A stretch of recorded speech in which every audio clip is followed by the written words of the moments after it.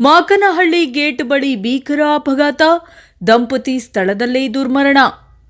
ಚಿಕ್ಕಮಗಳೂರು ಜಿಲ್ಲೆ ಅಜ್ಜಂಪುರ ತಾಲೂಕಿನ ಮಾಕನಹಳ್ಳಿ ಗೇಟ್ ಬಳಿ ಭಾನುವಾರ ಸಂಜೆ 7:30 ಸಮಯದಲ್ಲಿ ನಡೆದಂತಹ ಭೀಕರ ರಸ್ತೆ ಅಪಘಾತದಲ್ಲಿ ದಂಪತಿ ಸ್ಥಳದಲ್ಲೇ ಮೃತಪಟ್ಟ ಘಟನೆ ಆ ಪ್ರದೇಶದಲ್ಲಿ ಆಘಾತ ಮೂಡಿಸಿದೆ. ಅತಿ ವೇಗದಿಂದ ಬಂದ ಇನೋವಾ ಕಾರು ಬೈಕ್ಗೆ ಡಿಕ್ಕಿ ಹೊಡೆದ ಪರಿಣಾಮ ದಂಪತಿಗಳು ಸ್ಥಳದಲ್ಲೇ ಸಾವನ್ನಪ್ಪಿದ್ದು, ಬೈಕ್ ಚಾಲಕ ಗಂಭೀರವಾಗಿ ಗಾಯಗೊಂಡಿದ್ದಾನೆ.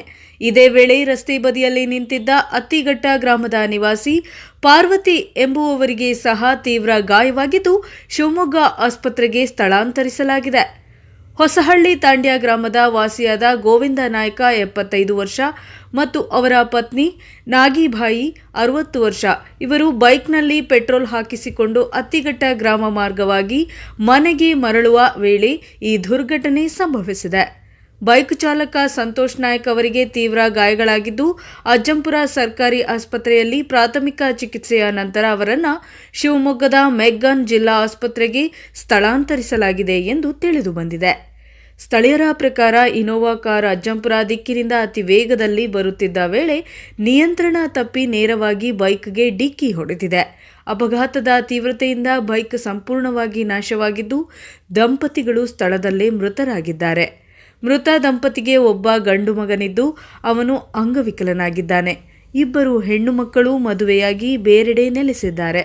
ಕುಟುಂಬದಲ್ಲಿ ಆಧಾರವಿಲ್ಲದ ದುಃಖಕರ ಪರಿಸ್ಥಿತಿ ನಿರ್ಮಾಣವಾಗಿದೆ. ಘಟನೆಯಿಂದ ಮಾಕನಹಳ್ಳಿ ಅಜ್ಜಂಪುರ ರಸ್ತೆಯಲ್ಲಿ ಕೆಲ ಕಾಲ ಸಂಚಾರ ಅಸ್ತವ್ಯಸ್ತಗೊಂಡಿತು. ನಂತರ ಪೊಲೀಸರು ಸ್ಥಳಕ್ಕೆ ಧಾವಿಸಿ ಪರಿಸ್ಥಿತಿಯನ್ನ ನಿಯಂತ್ರಣಕ್ಕೆ ತಂದರು. ಅಜ್ಜಂಪುರ ಪೊಲೀಸ್ ಠಾಣೆಯ ಪೊಲೀಸ್ ಇನ್ಸ್ಪೆಕ್ಟರ್ ವೀರೇಂದ್ರ ಮತ್ತು ಅಧಿಕಾರಿಗಳು ಸ್ಥಳಕ್ಕೆ ಬಂದು ಪಂಚನಾಮೆ ನಡೆಸಿ ಪ್ರಕರಣ ದಾಖಲಿಸಿ ತನಿಖೆ ಆರಂಭಿಸಿದ್ದಾರೆ.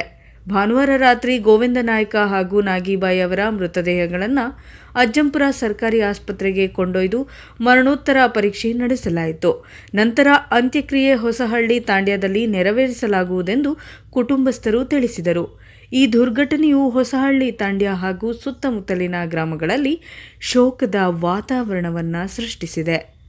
ವರದಿ ಪ್ರದೀಪ್ HE ತರೀಕೆರೆ, ಪ್ರಜಾಪವರ್ ನ್ಯೂಸ್.